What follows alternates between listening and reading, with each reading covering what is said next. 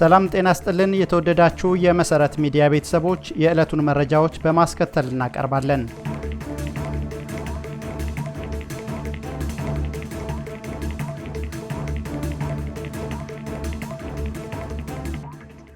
በቅድሚያ ርዕሶቹን ዶናልድ ትራምፕ በህዳሴ ግድብ ዙሪያ በግብጽና በኢትዮጵያ መሃል ያለውን ውጥረት ማርገብ አሁን ላይ ትልቁ አጀንዳቸው መሆኑን አስታወቁ።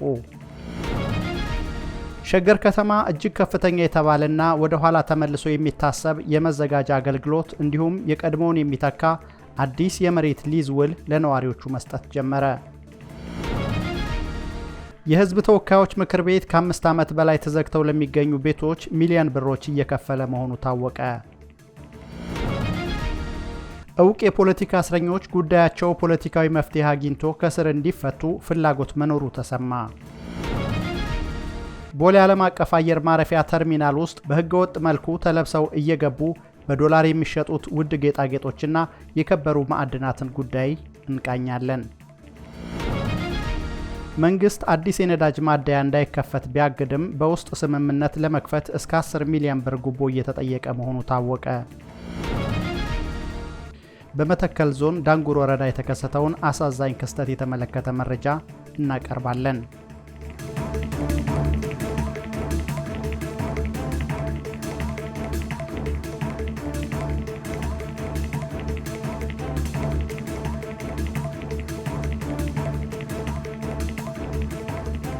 መረጃዎቹን በዝርዝር ዶናልድ ትራምፕ በህዳሴ ግድብ ዙሪያ በግብጽና በኢትዮጵያ መሃል ያለውን ውጥረት ማርገብ አሁን ላይ ትልቁ አጀንዳቸው መሆኑን አስታወቁ። የአሜሪካው ፕሬዝዳንት ዶናልድ ትራምፕ ትሩዝ ሶሻል በተባለ የማህበራዊ ገጻቸው ላይ ኢትዮጵያን፣ ግብጽንና የውሃ ሀብት አጠቃቀምን በተመለከተ አነጋጋሪ መረጃ አጋርተዋል። መስከረም ወር ላይ የተመረቀው የህዳሴ ግድብ በአሜሪካ ፋይናንስ እንደተደረገ ከወራት በፊት ተናግረው የነበሩት ፕሬዝዳንቱ ለግብፁ ፕሬዝዳንት አብዱል ፈታህ አልሲሲ በጻፉት ደብዳቤ ግብጽ በእስራኤልና ሐማስ መሃል የተኩስ አቁም ስምምነት እንዲፈረም ላደረገችው አስተዋጽኦ አመስግነዋል።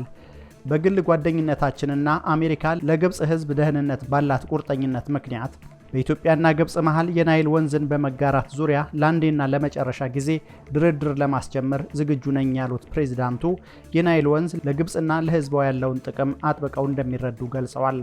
አክለውም ግብጽ፣ ኢትዮጵያና ሱዳን የረጅም ጊዜ የውሃ ፍላጎታቸውን እንዲያሳኩ ልረዳችሁ እችላለሁ። በቀጠናው ያለ ማንኛውም ሀገር ብርቅዬ የሆነውን የናይል ወንዝ በብቸኝነት መቆጣጠር እንደማይችልና ሌሎችን መጉዳት እንደማይቻል አሜሪካ ታምናለች በማለት ኢትዮጵያ ላይ ያነጣጠረ እንደሆነ የተነገረለት መረጃ አጋርተዋል። አሜሪካ በምትሳተፍበትና ትክክለኛ በሆነ አካሄድ ተገማች የሆነ የውሃ ልቀት በተለይም በድርቅ ወራት ለግብጽና ሱዳን የሚኖርበት አሰራር እንዲሁም ኢትዮጵያ ከፍተኛ መጠን ያለው ኃይል የምታመነጭበት ሁኔታ መፍጠር እንደሚገባ ትራምፕ በደብዳቤያቸው ላይ አንስተዋል። ትራምፕ ይህን ኢትዮጵያ የምታመነጨውን ኃይል ለግብጽና ሱዳን የሚሰጥበት ወይም የሚሸጥበት ሁኔታ ሊኖር እንደሚችልም ጠቁመዋል።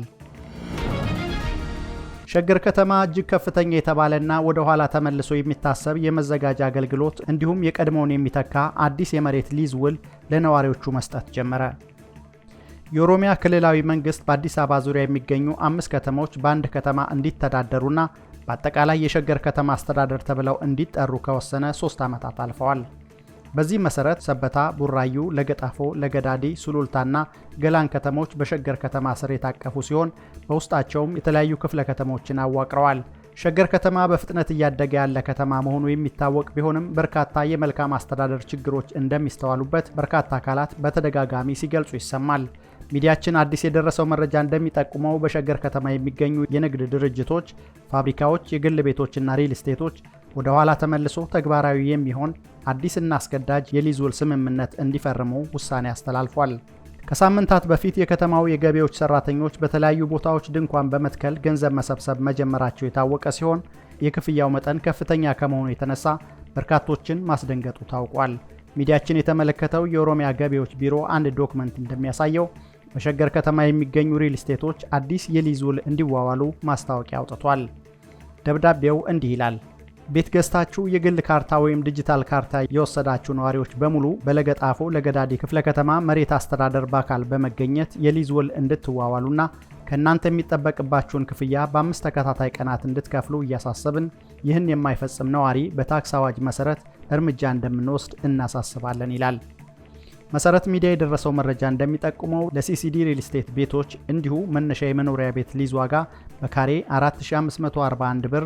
በዚህም መሰረት ለምሳሌ 1000 ካሬ መሬት ያላቸው ቤቶች 4.4 ሚሊዮን ብር፣ ቅድመ ክፍያ 445000 ብር፣ በየዓመቱ 102000 ብር እንደሚከፍሉ ተነግሯቸዋል። ነዋሪዎች ይህ እንዴት ይሆናል? ቤቱን ስንገዛ የሊዝ ውል አለን፣ በየዓመቱም የመንግስትና የመዘጋጃ ግብር ስንከፍል ቆይተናል ስንል በጨፌ ኦሮሚያ የተወሰነ አዲስ ውሳኔ ነው ብለውናል የሚሉት አንድ በሸገር ከተማ ንብረት ያላቸው ግለሰብ ናቸው። ይህ ውሳኔ ለሪል ስቴቶች ብቻ ሳይሆን ለግል የቤት ባለቤቶች፣ ለድርጅቶችና ፋብሪካዎች ጭምር መሆኑ ታውቋል። አሁን በአዲስ የሊዝ ውል ስምምነት ክፈሉ እያሉን ያሉት የቀድሞ ህጋዊ ሊዝ ባልፈረሰበት ሁኔታ ነው። እንዴት ህግ ባለበት ሀገር የሊዝ ውል እየፈረሰ ገንዘብ አምጣ ይባላል? ይህ በኦሮሚያ ክልል ያለውን የኢንቨስትመንትና ኢኮኖሚ ጭምር ሊጎዳ የሚችል የሀብት ዘረፋ ነው የሚሉት ደግሞ በሱሉልታ የሚገኙ አንድ ነጋዴ ናቸው። የመዘጋጃ አገልግሎትን በተመለከተ ደግሞ ከ1000 ካሬ በላይ ያረፈ ቤት ያላቸው 18250 ብር፣ 900 ካሬ 15000 ብር፣ 800 ካሬ 14000 ብር ወዘተ እንደሆነ ታውቋል። ከሪል ስቴቶች ቤት የገዙ ነዋሪዎች ቤቱ ከገንቢው ወደ ግለሰብ ሲዞር የሊዝ ውል ተብሎ መሙላት ያለበት የሊዝ መነሻ ከተማው ባጠናው መሰረት መሆን ሲገባው ውሉ በድርጅቱ በኪራይ ወይም በሊዝ ውሳኔ ተሰልቶ ለቤት ባለቤቶች መሰጠቱ ስህተት ነበር በማለት የሸገር ከተማ ገቢዎች ቢሮ ማብራሪያ ሰጥቷል። በዚህ ዙሪያ ሚዲያችን የሸገር ከተማ ገቢዎች ቢሮ ጽሕፈት ቤት ኃላፊ አቶ ደጀኔ ኃይሉን ለማናገር ሙከራ ያደረገ ቢሆንም መረጃ ለመስጠት ፈቃደኛ ሳይሆኑ ቀርተዋል። የሕዝብ ተወካዮች ምክር ቤት ከ5 ዓመት በላይ ተዘግተው ለሚገኙ ቤቶች ሚሊዮን ብሮች እየከፈለ መሆኑ ታወቀ። በኢትዮጵያ የመንግስት አወቃቀር ስርዓት ውስጥ ትልቅ ስልጣን አላቸው ተብለው ከሚጠቀሱት አካላት አንዱ የሕዝብ ተወካዮች ምክር ቤት ወይም ፓርላማ ነው። ፓርላማው ሌሎችን የመንግስት ተቋማት ጠርቶ ሲያነጋግር፣ ሲገስጽና እርምት እንዲያደርጉ ሲያሳስብ በተደጋጋሚ የሚታይ ቢሆንም ከሰሞኑ በተደጋጋሚ እያቀረብናቸው ያሉ መረጃዎች እንደሚጠቁሙት ራሱ ፓርላማው የአሰራር ግድፈት፣ የጥቅም ትስስርና የገንዘብ ብክነት የሚታይበት ተቋም መሆኑን ያሳያሉ። ለመሰረት ሚዲያ አሁን የደረሰ መረጃ እንደሚጠቁመው ደግሞ ፓርላማው በገርጂና ቦሌ ያሉ የተዘጉ ቤቶች ላለፉት 5 ዓመታት በርካታ ገንዘብ እየከፈለ ይገኛል። እነዚህ ቤቶች የትግራይ ክልል ፓርላማ አባላት በምርጫ ተወዳድረው ሲያሸንፉ እንደ ማንኛውም የፓርላማ አባል ለመኖሪያነት የተሰጣቸው ባለ 1፣ 2 ወይም 3 መኝታ ክፍል ያላቸው ቤቶች መሆናቸውን ምንጮቻችን ይጠቁማሉ። የትግራይ ክልል ምርጫ ባለመደረጉና ወደ አዲስ አበባ ተወካይ ባለመላኩ ለትግራይ ተወካዮች ይሰጡ የነበሩት ቤቶች ላለፉት 5 ዓመታት ተዘግተው የቤቶቹ ኪራይ ግን ከፓርላማ በጀት ለኪራይ ቤቶች እየተከፈለ ይገኛል ያሉን አንድ ጉዳዩን የሚያውቁ የመረጃው ባለቤት ናቸው። ሁኔታውን አጢኖ ቤቶቹ ዝግ ከሚሆኑ የትግራይ ተመራጮች እስኪመጡ ድረስ በጊዜያዊነት ለፓርላማ ጽሕፈት ቤት ሰራተኞችም ሆነ ለሌሎች በቤት ስቃይ ለሚቸገሩ ዜጎች በጊዜያዊነት አከራይቶ ማኖር ሲቻል ቤቶቹ ታሽገው ቀርተዋል በማለት ተናግረዋል። ፓርላማ ይህ ችግር ራሱ ያለበት አስፈጻሚ መስሪያ ቤቶችን እየጠራ የ6 ወርና የ1 ዓመት አፈጻጸማቸውን እየገመገመ የመንግስትን ሀብት አባክናችኋል፣ በጀት አጠቃቀማችሁ ችግር አለበት፣ አሰራራችሁ መታረም አለበት ማለቱ አነጋጋሪ ሆኗል። በአሁኑ ሰዓት የፓርላማ አባላት ሆነው አሁን በሚኖሩበት ቤት ግቢ ውስጥ ህገወጥ ግንባታ ገንብተው ለመኖሪያ ቤት ሲያከራዩና ኪራይ ቤት ግንባታዎቹ ህገወጥ ናቸው ብሎ እንዲፈርስ ሲጠይቅ የሚሰማው እንደሌለ መረጃዎች ደርሰውናል። ቤታቸውን እስከ ጋራጅ ኪራይ እያደረሱም አሉ። ህጉን ተከትለው በተሰጣቸው ቤት ውስጥ የሚኖሩ የምክር ቤት አባላት እያሉ ህገወጦች ላይ እርምጃ ሳይወሰድ ቀርቶ የሁሉም ስም በአንድነት እንዲጠፋ እየተደረገ ነው ብለው ቃላቸውን የሰጡት ደግሞ አንድ የህዝብ ተወካይ ናቸው። ፓርላማው አዲስ አበባን በምታህል ውድ ከተማ ውስጥ 38 የትግራይ የፓርላማ አባላት ቤትና ተጨማሪ 5 ስቱዲዮዎችን ጥርቅም አድርጎ ኪራይ እየከፈለ በጎን ደግሞ አይኑን በጨው አጥቦ ሌሎች መስሪያ ቤቶችን ልቆጣጠር ይላል። ይህ ያሳፍራል ብለዋል። በተያያዘ ዜና መሰረት ሚዲያ ከሳምንት በፊት በፓርላማ ጽሕፈት ቤት ውስጥ አንዳንድ አመራሮች ህገወጥ በሆነ መልኩ ጥቅም እያጋበሱና በአበል ስም በርካታ የመንግስትና የህዝብ ሀብት እንደሚባክን መዘገቡ ይታወሳል።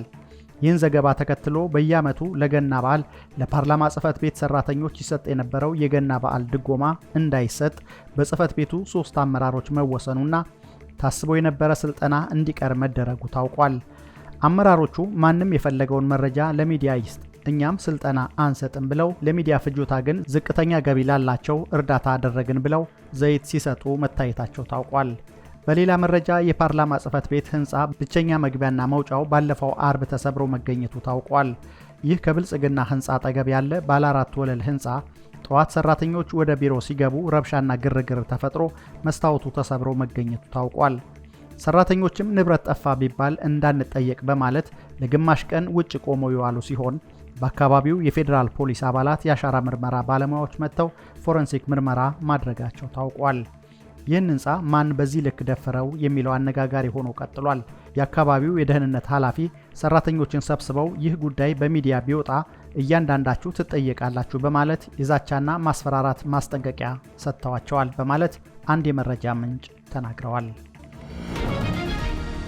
እውቅ የፖለቲካ እስረኞች ጉዳያቸው ፖለቲካዊ መፍትሄ አግኝቶ ከስር እንዲፈቱ ፍላጎት መኖሩ ተሰማ።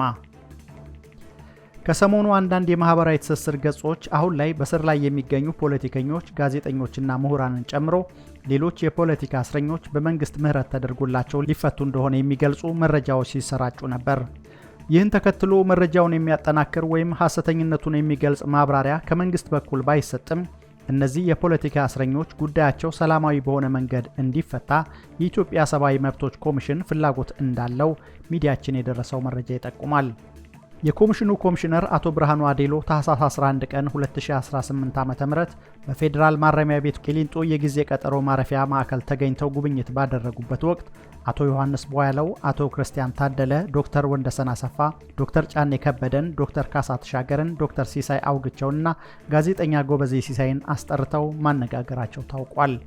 የሚዲያችን ምንጮች እንዳረጋገጡት በዚህ ወቅት አቶ ብርሃኑ ከአማራ ክልል ግጭት ጋር በተገናኘ ተጠርጥረው በሕግ ጥላ ስር የሚገኙ ፖለቲከኞች፣ ጋዜጠኞች፣ ማህበረሰብ አንቂዎችና የሲቪል ማህበራት መሪዎች ጉዳያቸው የፖለቲካ መፍትሄ እንዲያገኝ የሰብአዊ መብቶች ኮሚሽን ፍላጎት አለው ማለታቸው ታውቋል።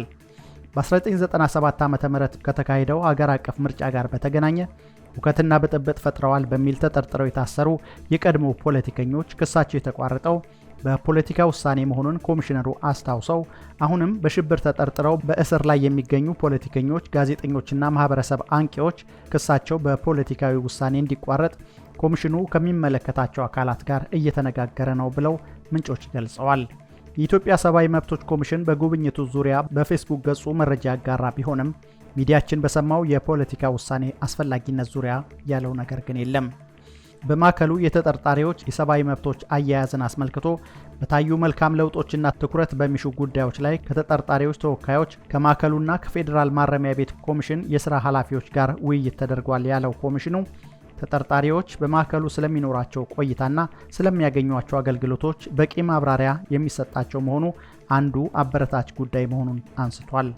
ይሁንና ማዕከሉ መያዝ ከሚችለው ተጠርጣሪዎች ቁጥር በላይ የያዘ በመሆኑ ከፍተኛ መጨናነቅ መፈጠሩ፣ ለአካለ መጠን ያልደረሱ ተጠርጣሪዎች ከሌሎች ተለይተው አለመያዛቸው፣ መዝጊያ የሌላቸው መጸዳጃና መታጠቢያ ቤቶችን ጨምሮ የተወሰኑ የውሃ ቧንቧዎች አገልግሎት ያቆሙ መሆናቸው መሻሻል የሚገባቸው ጉዳይ መሆናቸውን በጉብኝቱ ወቅት ተነስቷል። ሚዲያችን የፖለቲካ እስረኞቹን ለመፍታት በመንግስት በኩል ፍላጎት እንዳለ ለማወቅ ጉዳዩ ይመለከታቸዋል ለተባሉት ለፍትህ ሚኒስቴር ሚኒስትር ዴኤታ አቶ በላይሁን ይርጋ ተደጋጋሚ ጥያቄ ቢያቀርብም ምላሽ ከመስጠት ተቆጥበዋል። ቦሌ ዓለም አቀፍ አየር ማረፊያ ተርሚናል ውስጥ በሕገ ወጥ መልኩ ተለብሰው እየገቡ በዶላር የሚሸጡት ውድ ጌጣጌጦችና የከበሩ ማዕድናት። የመንግስት የልማት ድርጅት የሆነው የኢትዮጵያ ማዕድን ኮርፖሬሽን የተለያዩ የጌጣጌጥ ማዕድናትንና ጌጦችን በማምረት ለገበያ በማቅረብ ላይ ይገኛል። እነዚህ ምርቶች በአሁኑ ሰዓት በኮርፖሬሽኑ ዋና መስሪያ ቤት ቅጥር ግቢ ውስጥ ባለ ሱቅ በኢትዮጵያ ብር እንዲሁም ለዚሁ ሽያጭ በሚል በኢትዮጵያ አየር መንገድ ኢንተርናሽናል በረራ በሚደረግበት የመንገደኞች ተርሚናል ውስጥ ደግሞ በዶላር ሽያጭ ለመፈጸም በከፍተኛ ገንዘብ ሱቅ ተከራይቶ እየሸጠ ይገኛል። ይሁንና የግል ጥቅም ለማግኘት ሲባል በኢትዮጵያ አየር መንገድ ውስጥ የተለያዩ የጌጣጌጥ ማዕድናትና ጌጦችን በሕገ ወጥ መንገድ ወደ ሱቅ በማስገባትና በዶላር በመሸጥ በሀገር ላይ ጉዳት እያደረሱ ያሉ የመንግስት ተቋም አመራሮች እንዳሉ የምርመራ ዘገባችን ደርሶበታል። በተለይ አንዳንድ የኮርፖሬሽኑ የሽያጭ ሰራተኞች የኮርፖሬሽኑ ንብረት ከሆኑ የጌጣጌጥ ምርቶች ጋር ሌሎች የኮርፖሬሽኑ ንብረት ያልሆኑ የተለያዩ የግለሰብ ጌጣጌጦችን በፈቃዳቸው ወደ ሱቅ በሚገቡበት ወቅት ተውበው የመጡ በሚመስል ሁኔታ በአንገት፣ በጣት፣ በእጅና በእግራቸው ላይ በማንጠልጠል እንዲሁም በሌሎች የህገወጥ መንገዶች ተጠቅመው ወደ ሱቆቹ ተቀላቅለው እንዲገቡ በማድረግ በህገወጥ መንገድ በመሸጥ ላይ እንደሚገኙ በአየር ማረፊያው ከሚገኙ ምንጮች እንዲሁም ከኮርፖሬሽኑ ሰራተኞች የደረሰን መረጃ ያሳያል። የሽያጭ ሰራተኞቹ ይህን ህገወጥ ድርጊት የሚፈጽሙት በኮርፖሬሽኑ ዋና መስሪያ ቤት ቅጥር ግቢ ውስጥ በሚገኘው ሱቅ ውስጥ ብቻ ሳይሆን በተለይም በአሜሪካ ዶላር በሚሸጥበት በኢትዮጵያ አየር መንገድ የመንገደኞች ተርሚናል ውስጥ ተከራይቶ በሚገኘው ሱቅ ውስጥ ጭምርም ነው ብለው ለሚዲያችን ቃላቸውን የሰጡ አንድ የኮርፖሬሽኑ ሰራተኛ ናቸው።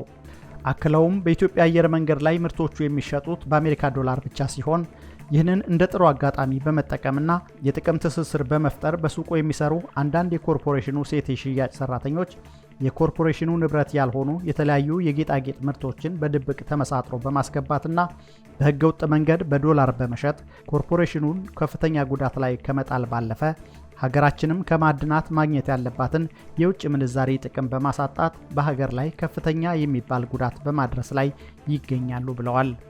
ሚዲያችን የደረሰው መረጃ እንደሚያሳየው ከዚህ ቀደም ይህ አይነቱ ህገወጥ ስራ በየሱቆች ውስጥ እየተሰራ በመሆኑ ህጋዊ ተጠያቂነት ያለበት የቁጥጥር ስርዓት ይዘርጋ በሚል አንድ በተቋሙ የሚሰሩ የሽያጭ ባለሙያ ለኮርፖሬሽኑ ዋና ስራ አስፈጻሚ ሪፖርት አድርገው ነበር። ይሁንና የተቋሙ ኃላፊዎች በኮርፖሬሽኑ ሆነ በሀገር ላይ እየደረሰ ያለውን ይህንን ዝርፊያ ከማስቆምና ህገወጥ ድርጊቱን እየሰሩ ያሉ አካላት ላይ አስፈላጊውን ህጋዊ እርምጃ ከመውሰድ ይልቅ ይህን ጥቆማ ያቀረቡትን የሽያጭ ሰራተኛ በቅድሚያ ያላቸውን የዓመት እረፍት በሙሉ ያለፍላጎታቸው በጉልበት እንዲወጡ በማድረግ ከዛም ከዓመት እረፍታቸው በሚመለሱበት ወቅት ፍጹም ሞራላቸውን በሚነካ መልኩ ከሽያጭ የሥራ ክፍል እንዲረቁ በማድረግ ወደ ስርዓተ ጾታ የሥራ ክፍል ከተወሰኑ ወራቶች በኋላ እንዲዛወሩ ማድረጋቸው ታውቋል። ከዚህ ቀደም ቦሌ አየር ማረፊያ ወደሚገኝ ሱቅ መደበኛ የኮርፖሬሽኑ ምርት በሚገባበት ጊዜ የኮርፖሬሽኑ ንብረት ያልሆነ ጌጣጌጥ ወደ ሱቁ በሚገባበት ወቅት ይህ በህገወጥ መንገድ የገባ ማዕድን በኢትዮጵያ አየር መንገድ ውስጥ በሚገኘው የኢንፎርሜሽን መረብ ደህንነት ኤጀንሲ ወይም ኢንሳ በቁጥጥር ስር ውሎ ምርመራ ሲደረግበት እንደቆየ መረጃዎች ያሳያሉ። መንግስት አዲስ የነዳጅ ማደያ እንዳይከፈት ቢያግድም በውስጥ ስምምነት ለመክፈት እስከ 10 ሚሊዮን ብር ጉቦ እየተጠየቀ መሆኑ ታወቀ። በርካታ የነዳጅ ማደያዎች ህገወጥ ንግድ ላይ በመሰማራታቸው አዲስ አሰራር እስኪዘረጋ ድረስ በሚል አዲስ የነዳጅ ማደያ ለመክፈት ለሚጠይቁ ፈቃድ እንደማይሰጥ የነዳጅና ኢነርጂ ባለስልጣን ያስታወቀው ሚያዝያ 2016 ዓ.ም ነበር። በወቅቱ የባለስልጣኑ ዋና ዳይሬክተር የነበሩት ወይዘሮ ሳህረላ አብዱላሂ ለሚዲያዎች እንደተናገሩት በሚያዝያ 2016 ዓ.ም ለመጨረሻ ጊዜ ለ500 ማደያዎች ፈቃድ ተሰጥቷል። ነገር ግን በየማደያዎቹ በሚስተዋሉ ህገወጥ ንግድና ባልተገባ የነዳጅ ድበቃ ምክንያት ፈቃድ መስጠት መቆሙን ገልጸው ነበረ። የነዳጅና ኢነርጂ ባለስልጣን ከተሰጠው ስልጣን አንዱ የነዳጅ ማደያዎች ወደ ስራ እንዲገቡና ነዳጅ ከጅቡቲ ሆራይዘን እንዲያገኙ ፈቃድ መስጠት ነው። ሌላው ደግሞ ከጅቡቲ የሚመጣው ነዳጅ ለታለመለት ዓላማ በመንግስት በወጣው ዋጋ ለህብረተሰቡ ይደርሳል ወይ የሚለውን መከታተል ነው። ነገር ግን አንዳንድ የባለስልጣን መስሪያ ቤቱ ኃላፊዎች ጉዳዩ ከሚመለከተው የንግድና ቀጠናዊ ትስስር ባለስልጣን ፈቃድ እናሰጣለን በማለት ከ5 እስከ 10 ሚሊዮን ብር እየተቀበሉ መሆናቸው ታውቋል። አሁን ላይ ዋና ዳይሬክተርና ምክትል ዋና ዳይሬክተር ሆነው የተሾሙት ዶክተር ደስታው መኳንንትና አቶ ዲበራ ፉፋ ይህን ድርጊት ያውቁታል፣ እርምጃ መውሰድ አልቻሉም የሚሉት የመረጃ ምንጮቻችን ናቸው።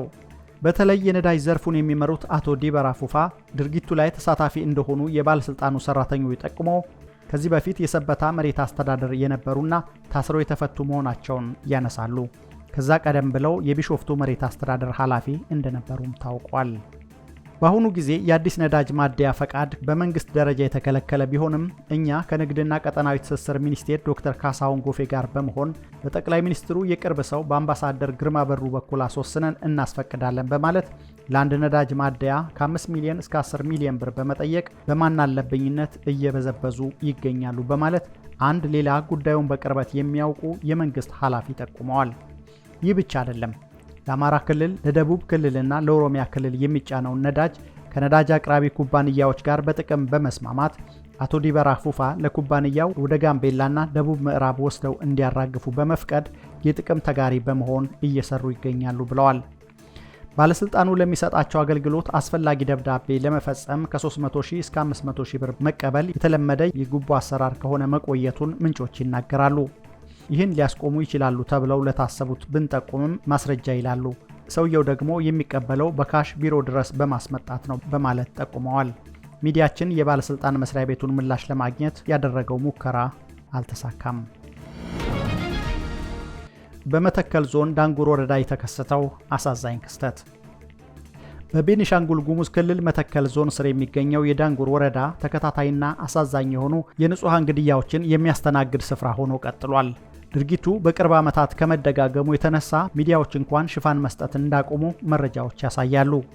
መሰረት ሚዲያ ከስፍራው የደረሰው አዲስ መረጃ እንደሚጠቁመው ባሳለፍነው አርብ ከ27 በላይ ንጹሃን ሰዎች በጉሙዝ ታጣቂዎች ከቤታቸውና ከማሳ ላይ ተወስደው ተገድለዋል። ያሰባሰብናቸው መረጃዎች እንደሚጠቁሙት ገዳዮቹ ታጣቂዎች ሟቾችን ከመኖሪያ ቤታቸው አርቀው ጫካ ውስጥ ገድለዋል። የ20 ሰዎች አስከሬን ተገኝቶ መቀበሩ ታውቋል። 2 ሴቶች እስካሁን አልተገኙም። እስካሁን ከተገኙ ሟቾች 6ቱ ሴቶች እንዲሁም 14ቱ ወንዶች ናቸው። የአንድ ሕፃን ልጅ ሬሳ የታየ ሲሆን የተመታበት ቦታ ቢታወቅም እስካሁን ግን አልተነሳም። ቤተሰብም ጫካ ቀረ በሚል ከሞቱ በላይ እየተጨነቁ ነው በማለት አንድ የመረጃ ምንጭ ለሚዲያችን ተናግረዋል። የጉሙዝ ታጣቂዎች ናቸው የተባሉት አካላት አሰቃቂ በሆነ መልኩ ግድያውን መፈጸማቸው የተሰማ ሲሆን በሴቶች ላይ አሰቃቂ ነገሮችን ፈጽመዋል ሲሉ ገልጸዋል። ታፍነው በሚሄዱበት ጊዜ የተወሰኑ ሰዎች አምልጠዋል። ከተገደሉት ውስጥ የቤተሰብ ኃላፊዎች የነበሩ ሲሆን አብዛኞቹ ከጎጃምና ጎንደር ወደ አካባቢው ለኑሮ የሄዱ ናቸው በማለት ሌላ ምንጭ ጠቁመዋል። የታጣቂ ቡድን ከአንድ ወር በፊት 13 ሰዎች እንደገደለ የታወቀ ሲሆን በተለይ ክረምት ላይ የብዙ ሰዎች ሕይወት እንዳጠፋ በአካባቢው ነዋሪዎች ይነገራል። ገዳዩ በአካባቢው አመራር ሽፋን የሚደረግለት ቡድን ነው። በዚህ ወረዳ አንዳንድ የጉሙዝ ማህበረሰብ አባላት ቀይ ሰው በሚሉት ላይ የሚያደርሱት በደል እየከፋ መጥቷል የሚሉት ነዋሪዎቹ ናቸው። መኪና ሲያልፍ ውሻ ከጮኸ ውሻዬ ደንግጣለች በሚል ካሳ የሚቀበሉ ሆነዋል። ለአንድ ኩንታል እህል መጫኛ ከገበሬው 450 ብር አስገድደው የሚቀበሉ ናቸው። አርሶ አደሩ በራሱ ጭኖ እያለ ሳይጭኑ 400 ብር በኩንታል ይቀበላሉ። መኪና ሲያልፍ ልትጭን ትችላለህ በሚል መንገድ አስቁመው ብር የሚቀበሉ ናቸው ብለዋል። በቤኒሻንጉል ጉሙዝ ክልል መተከል ዞን 20 ገደማ ሰዎች የተገደሉባቸው ተከታታይ ጥቃቶች መፈጸማቸውን ተከትሎ ለውጭ ገበያ የሚቀርቡ የቅባት እህሎችን የሚያመርቱ የግል ባለሀብቶች እርሻዎቻቸውን ጥለው መውጣታቸው ከሳምንት በፊት ተሰምቶ ነበር። ባለፉት 2 ዓመታት በአንጻራዊነት ሰላም ሰፍኖበት የነበረው የመተከል ዞን ካለፈው ግንቦት ጀምሮ ተከታታይ ጥቃቶች የተፈጸሙባቸው ዳንጉርና የታላቁ የኢትዮጵያ ህዳሴ ግድብ የሚገኝበት ጉባ ወረዳዎች ናቸው። ከ2011 ዓ.ም ጀምሮ በጥቃትና ግጭት ሲታመስ የነበረው መተከል ዞን የቤኒሻንጉል ጉሙዝ ክልል መንግስት ትጥቅ ትግል ላይ ከነበሩት የጉሙዝ ህዝብ ዲሞክራሲያዊ ንቅናቄና የቤኒሻንጉል ህዝብ ነጻነት ንቅናቄ ጋር የፈጸማቸውን የሰላም ስምምነቶች ተከትሎ መረጋጋት አሳይቶ ቆይቷል። በዚህ ግድያ ዙሪያ እስካሁን የክልሉም ሆነ የዞኑ ተቋማት ያሉት ነገር የለም። ተጨማሪ መረጃ ለማግኘት የክልሉን ኮሚኒኬሽን ቢሮ ለማነጋገር ያደረግነው ሙከራ አልተሳካም። የተወደዳችሁ የመሰረት ሚዲያ ቤተሰቦች ለዛሬ የተዘጋጁላችሁ መረጃዎች እነዚህ ነበሩ። በየዕለቱ ሰብስታክ ላይ የሚለቀቁ መረጃዎችን በፍጥነትና በቅድሚያ ለማግኘት የፕሪሚየም አባል እንድትሆኑ እንጋብዛለን። መረጃዎቹን ያቀረብኩላችሁ ሳሙኤል አሰፋ፣ የምስልና ድምፅ አርትዖት ስራዎችን በማቀናበር ኢዮኤል ስቡህ አብረናችሁ ቆይተናል። ሰላም።